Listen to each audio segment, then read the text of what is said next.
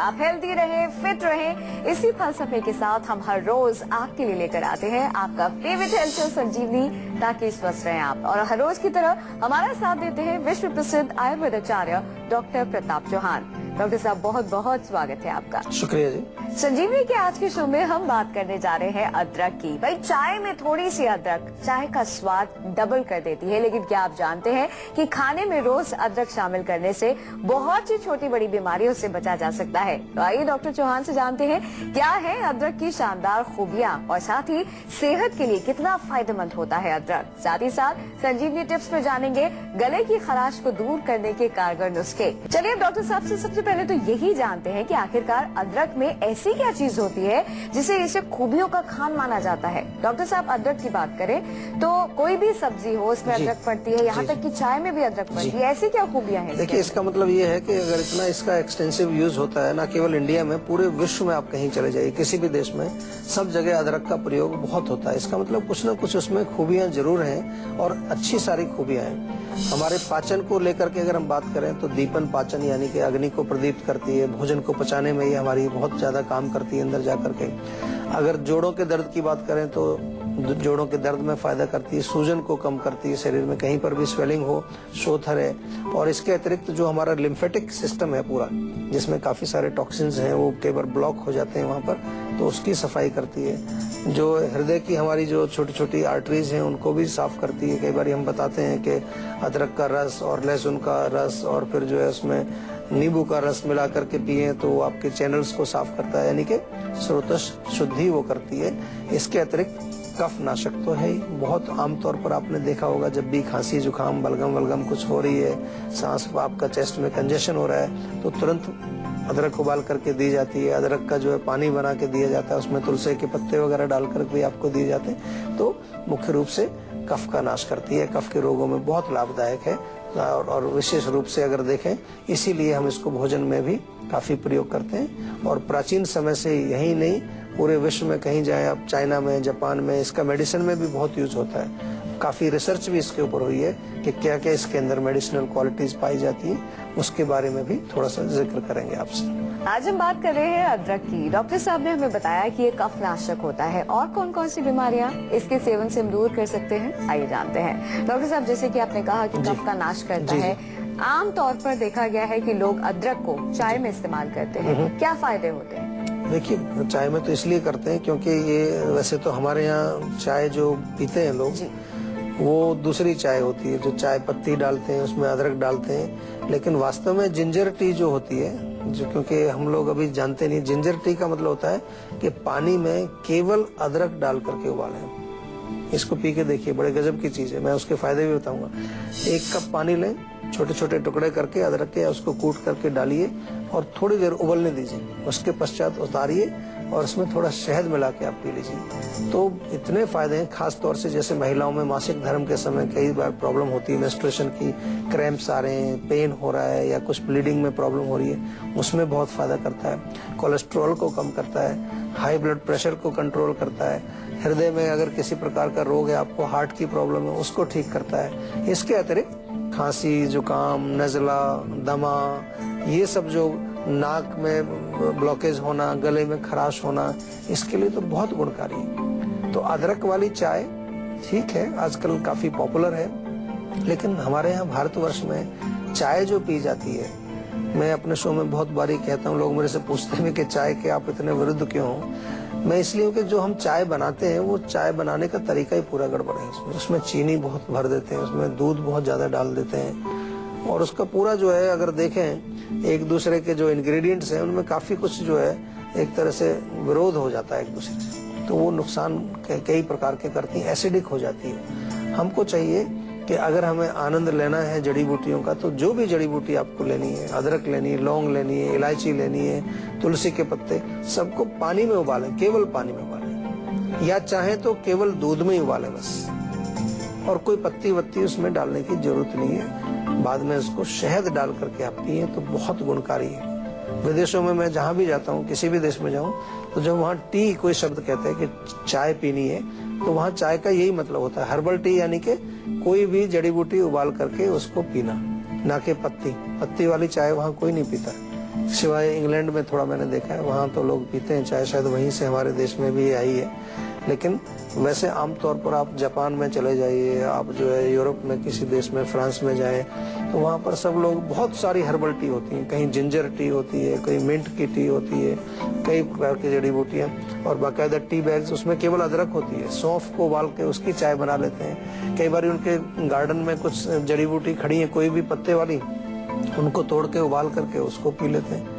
तो थोड़ा सा हमें भी यहाँ पर भारत में अब चेंज करना चाहिए अपना कल्चर, क्योंकि वास्तव में हमारे यहीं की चीजें हैं सब। जड़ी बूटियां जितनी भारत के अंदर है, इतनी तो विश्व में कहीं भी नहीं है। तो आप ब्राह्मी उबाल के पिए, अश्वगंधा उबाल के पी लीजिए, शतावरी उबाल के पी लीजिए, और आपके किचन में मेथी है, धनिया है, जीरा है, अजवाइन उबाल के पी लीजिए आप, ये सब आपकी चाय बन जाती है। कई लोग मेरे से पूछते हैं कि चाय अगर ना पिए तो क्या पिए, तो ये पियो बहुत सारी चीजें। आप गर्म पानी तो पीना है, गर्म पानी में कुछ जो है जड़ी बूटी डाल के उबाल के उसको छान लीजिए, थोड़ा शहद मिला के पी लीजिए, हो जाएगा। माइंड भी आपका जो, उसको भी तसल्ली हो जाएगी, और शरीर को भी बहुत फायदा आपको मिलेगा इन चीजों से। तो अगर आपको चाय पीनी है तो बहुत सारी अलग अलग तरह की चाय डॉक्टर साहब ने आपको बता दी है, जो कि आपकी सेहत के लिए बेहद फायदेमंद है। फिलहाल मनीष जुड़ गए हैं इंदौर से, स्वागत है आपका, अपना सवाल करें।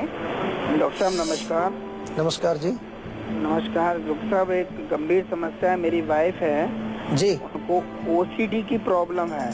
अच्छा। और एक्चुअली मतलब उनको सफाई चादर जरा सा भी गंदा हो जाए तो वो उसको धोती रहती है दिन भर, हाथ जरा सा गंदा हो जाए दिन भर धोती रहती है। मुझे कहती है कि आप नहाए नहीं हो, नहाओ। रात में 12 बजे मुझे नहाने बिठा देती है। मतलब 4-5 साल हो गए एलोपैथिक का ट्रीटमेंट कर रहे हैं हम लोग, लेकिन कुछ उसमें बिल्कुल रिजल्ट नहीं आ रहा है जी। तो मैं तो काफी परेशान हूँ सर, मेरी हेल्प करिए तो आपका बहुत बहुत आशीर्वाद होगा सर।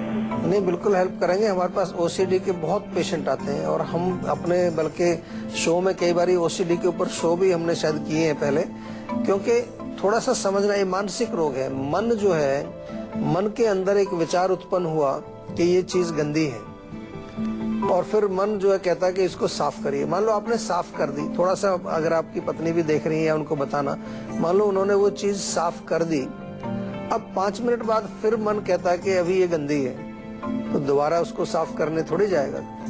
कैसे जाएगा? क्योंकि अगर बुद्धि लगाएंगे हम, थोड़ा मैं बता दूं कि ओसीडी में जो मेन इलाज है कि बुद्धि का प्रयोग करना बहुत जरूरी। बुद्धि का प्रयोग नहीं करते तो हम बार बार उसको वॉश करते रहते हैं, एक चीज को बार बार धोते रहेंगे, हाथ ही धोते रहेंगे। अभी हाथ धोया, 5 मिनट बाद फिर दिमाग में विचार आएगा कि शायद मेरे हाथ गंदे, फिर धोएंगे। लेकिन उस समय अगर बुद्धि का प्रयोग करके और मन को ये कहा जाए कि भैया अभी तो हाथ धोए थे थोड़ी देर पहले, तुम क्यों बीच में जो है अपना बार बार विचार पैदा कर रहे हो? क्योंकि मन जो है वो हमारा सर्वेंट है, मन बॉस नहीं है। मन के ऊपर बुद्धि है, बुद्धि के ऊपर मैं स्वयं आत्मा हूँ जो निर्णय लेने वाला है, जो मेन डिसाइडर है हर चीज का। लेकिन अगर मन को ही, नौकर को ही आप बॉस बना देंगे तो फिर क्या होगा कि नौकर कुछ ना कुछ कराता रहेगा आपसे, और उसको बुद्धि नहीं है उसके पास। थोड़ा सा मैंने ब्रीफली समझाया है जिस प्रकार से मैं इस रोग की चिकित्सा करता हूँ, या आयुर्वेद में हम करते हैं। इसके साथ साथ उसके मन को सात्विक बनाना, सात्विक भोजन, सात्विक लाइफस्टाइल, सात्विक विचार, और कुछ औषधियां हैं आयुर्वेद में जो मन को शक्ति देती हैं या माइंड को रिलैक्स करती हैं, जैसे ब्राह्मी है, शंखपुष्पी है, इस तरह की काफी। हमारे यहाँ एक स्ट्रेस फ्री टैबलेट है, बड़ी अच्छे काम करती है। स्ट्रेस फ्री टैबलेट है, ब्राह्मी टैबलेट है, ये सब चीजें आपको इजीली हमारे यहाँ से मिल जाती है। लेकिन ऐसे पेशेंट को थोड़ी काउंसलिंग की भी जरूरत होती है। तो आपसे निवेदन है कि हमारे अलग अलग शहरों में जो क्लिनिक्स हैं वहाँ जाकर के आप पर्सनली डॉक्टर से उनसे मिलवाएं, या फोन के माध्यम से भी काउंसलिंग उनकी करा सकते हैं, ताकि थोड़ा सा उनको समझाया जाए कि किस प्रकार से आप इस रोग से बाहर निकल सकते हैं। दिल्ली से सीमा जुड़ गई है, स्वागत है आपका। सीमा जी, अपना सवाल करें।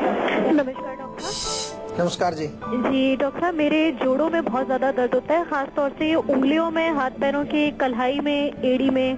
तो मैंने एलोपैथिक डॉक्टर को दिखाया था, उन्होंने मेरी कुछ जांचें करवाई तो उसमें एक यूरिक एसिड बढ़ा हुआ बताया है। अच्छा अच्छा। जी देखिए, यूरिक एसिड डेफिनेटली, खास तौर से उंगलियों में, हाथों की उंगलियों में, पैरों की उंगलियों में, वहाँ जलन होगी, स्वेलिंग भी हो सकती है, रेडनेस हो सकती है।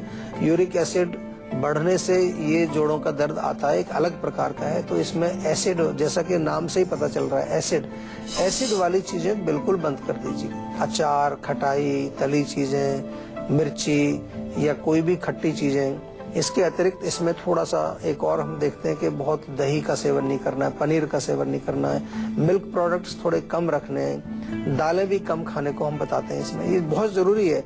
अगर आपको रोग के बारे में मालूम नहीं है तो आप क्या करेंगे, एक गोली लेंगे रोज, केवल गोली लेंगे और उधर से गलत खाना खाते रहेंगे तो वो रोग ठीक नहीं होगा आपका। जिस दिन गोली बंद करेंगे फिर आपका यूरिक एसिड बढ़ जाएगा। बहुत सारे लोग हैं इस प्रकार के। लेकिन ठीक है, औषधि आप लीजिए, साथ में डाइट भी कंट्रोल करिए। हम तो आयुर्वेद में कहते हैं कि आप नीम का भी सेवन अगर करें, नीम बहुत बढ़िया काम करेगा इसमें। नीम का चूर्ण बना लीजिए या नीम के ताजे पत्ते खाइए, उससे भी आपको फर्क पड़ेगा, क्योंकि कड़वा होता है, कड़वी चीज एसिड को नष्ट करती है हमारे शरीर में। एलोवेरा का सेवन आप कर सकते हैं, वो बहुत बढ़िया है।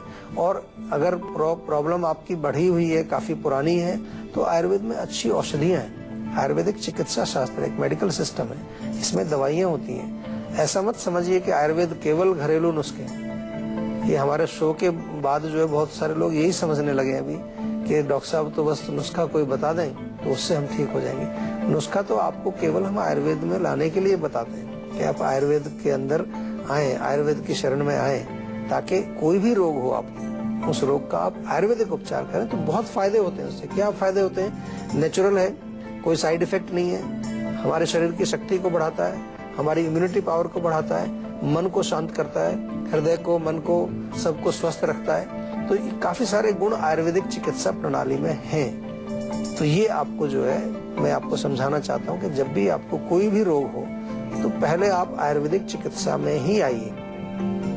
अगर कोई इमरजेंसी नहीं है तो, इमरजेंसी में तो हम कहते हैं आपको कोई इमरजेंसी है तो ले लीजिए, थोड़ा गोली वोली आप उसको कंट्रोल कर लीजिए, फिर आयुर्वेद में उसकी चिकित्सा जड़ से जरूर करिए ताकि वो जड़ से निकल जाए। चलिए बात करते हैं सर्दियों की। जब सर्दियों का वक्त आता है तो ऐसे में अदरक खाई जाती है। क्या अदरक का सेवन सर्दियों के टाइम में फायदेमंद है? आइए जानते हैं। डॉक्टर साहब, क्या ऐसा है कि जैसे आमतौर पर देखा गया है सर्दियों का टाइम आते ही चाय हो रही है तो चाय के अंदर अदरक डाली जाती है, ज्यादा से ज्यादा लोग कोशिश करते हैं, क्या ये फायदा पहुँचाती है? क्योंकि थोड़ा इसकी तासीर जो है गर्म होती है, हमने इसीलिए कफ का नाश करती है, क्योंकि जो गर्म चीज होगी, उष्ण होगी, वो कफ को नष्ट करेगी। तो इसलिए सर्दियों में बहुत अच्छी है। और खास तौर से जो है आप उसको भोजन में भी डालें, चाहे उसको किसी चीज के अंदर डालें तो डेफिनेटली फायदा करती है। गर्मियों में कम इसलिए हम यूज करते हैं क्योंकि हीटिंग होती है। अब इंडिया में, हमारे भारत देश के अंदर तो गर्मी बहुत पड़ती है और उसके ऊपर अगर हम बहुत ज्यादा अदरक का सेवन करें तो बहुत बॉडी में हीट बढ़ जाएगी हमारी। तो इस तरह इसका सर्दियों में प्रयोग हम ज्यादा प्रयोग हम इसका करते हैं। इसी के साथ यहाँ पर बारी आ गई है आज की संजीवनी की। आइए डॉक्टर साहब से जानते हैं कि अदरक को लेकर क्या है आज की संजीवनी। तो डॉक्टर साहब, क्या है आज की संजीवनी? देखिए, अदरक के तो बहुत सारे प्रयोग हैं। अगर जैसे आपको बुखार है, हल्का जुकाम है, खांसी है, तो ताजा अदरक, थोड़ा सा धनिया, 1 चम्मच साबुत धनिया के बीज जो है उनको कूट करके 1 गिलास पानी में आप उबालिए। अच्छी तरह से जब उबल जाए तो छान करके उसमें 1 चम्मच शहद मिला के पीने से आपको तुरंत लाभ मिलता है। कई लोगों को जो है उल्टी आने को होती है, जैसे वो कहीं गाड़ी में जा रहे हैं या बस में ट्रेवल कर रहे हैं, या जैसे गर्भवती महिलाओं का जो फर्स्ट ट्राइमेस्टर होता है तो उसमें छोटा सा अदरक का टुकड़ा, हल्का सा उसमें बेशक नमक लगा लें आप, उसको मुंह में रख के आप चूसते रहिए तो इसको जो मॉर्निंग सिकनेस इसको बोलते हैं उसमें काफी फायदा होता है। जो जोड़ों के दर्द होते हैं, जोड़ों के दर्द में सौंठ यानी कि सूखी अदरक और हल्दी दोनों को मिला करके बराबर बराबर इसका चूर्ण बनाएं। जो डायबिटीज के कारण नसों में कमजोरी आ जाती है उसमें भी इसका प्रयोग कर सकते हैं। सौंठ और हल्दी मिला करके बराबर बराबर मात्रा में उसमें से 1-1 चम्मच सुबह शाम गुनगुने पानी से आप इसका सेवन करें तो इससे आपको लाभ मिलेगा। और छोटे बच्चों में, विशेष रूप से छोटे जो बच्चे होते हैं, 1 साल के हैं, 1 साल से ऊपर है या इवन उससे भी कम है, तो अदरक का ताजा रस निकाल करके और शहद मिला करके एक बढ़िया मिक्सचर बन जाता है कि बच्चों को कई बार चेस्ट में कंजेशन हो गया है, कहीं उनका नाक बंद है, खांसी हो रही है, ठंड लग गई है, कोल्ड ने पकड़ लिया है, तो ये मिक्सचर बना करके उनको उनके आयु के अनुसार ड्रॉपर से आप उनके मुंह में डालें बहुत फायदा करती है अदरक। चलिए ये जानते हैं डॉक्टर साहब से कि अदरक के सेवन को लेकर कोई सावधानी भी है या फिर कोई परहेज भी है जिसका हमें ख्याल रखना चाहिए। डॉक्टर साहब, क्या कोई ऐसी खास सावधानी है जिसका ख्याल रखना हो? देखिए, अधिक मात्रा में सेवन नहीं करना चाहिए। गुण हमने बहुत सारे बता दिए। अब लगा आपको कि भाई बहुत गुणकारी है तो खाने लगे हैं उसको दबा करके, तो ज्यादा खाने से गर्मी बढ़ाती है, पित्त बढ़ाती है, फिर दाने वाने निकलने शुरू हो जाते हैं कई लोगों को, या कभी कभार उसमें शरीर में खारिश वगैरह हो जाती है। तो वैसे कोई नुकसान इसका नहीं है इस प्रकार का, लेकिन गर्म है तासीर में, तो विशेष रूप से जिन लोगों की प्रकृति जो है पित्त वाली है, गर्म प्रकृति है उसके शरीर की, उनको थोड़ा सा ध्यान रखना चाहिए। उसका जो है प्रिकॉशन मुख्य रूप से यही है। संजीवनी टिप्स में डॉक्टर साहब से जानते हैं गले की खराश को दूर करने के आयुर्वेदिक नुस्खे आखिरकार कौन से हैं। डॉक्टर साहब, गले में खिचखिच होती है, बात करने में दिक्कत होती है और खराश हो जाती है। ऐसे में परेशानी ये होती है कि उस वक्त एक तो प्यास भी ज्यादा लगती है, कुछ बोलने को आते हैं तो खांसी भी होने लगती है और परेशानियां बढ़ जाती हैं। कैसे इसे दूर करें? बहुत सारी चीजें हैं हमारे घर में, बहुत सारी चीजें होती हैं। आप थोड़ा सा मुलेठी अगर है, मुलेठी का टुकड़ा आप ले लीजिए, उसको थोड़ा चूसते रहिए, तुरंत गले में खराश आपकी दूर होगी और खुश्की भी नहीं रहेगी, बड़ी तरावट आपको आएगी। या किशमिश और मुनक्का घर में आपके हो, वो थोड़ा 2-3 पीस मुंह में डाल के धीरे धीरे चूसते रहिए, उससे भी फर्क पड़ेगा। आज हमने जो है अदरक का जिक्र किया है, अदरक का टुकड़ा लेके छोटा सा, या तो उसमें काला नमक लगा के आप चूसते रहें, या अदरक का रस निकाल के शहद मिला करके वो भी आप सेवन करते हैं, उससे आपको काफी फर्क पड़ेगा। गर्म पानी, गुनगुने पानी में नमक डाल करके गरारे करने से भी आपका जो गला है या गले में खिचखिच होती है उसमें काफी रिलीफ मिलता है। और एक छोटी सी चीज आपकी रसोई में होती है, लौंग बोलते हैं उसको। लौंग भी अगर आप मुंह में रख के थोड़ा थोड़ा चूसते रहें तो उसका रस जब जाएगा तो आपको गले की खराश भी नहीं होगी, खिचखिच भी नहीं होगी और आपको खांसी भी नहीं उठेगी। डॉक्टर साहब, बहुत बहुत शुक्रिया तमाम जानकारी के लिए। Thank you.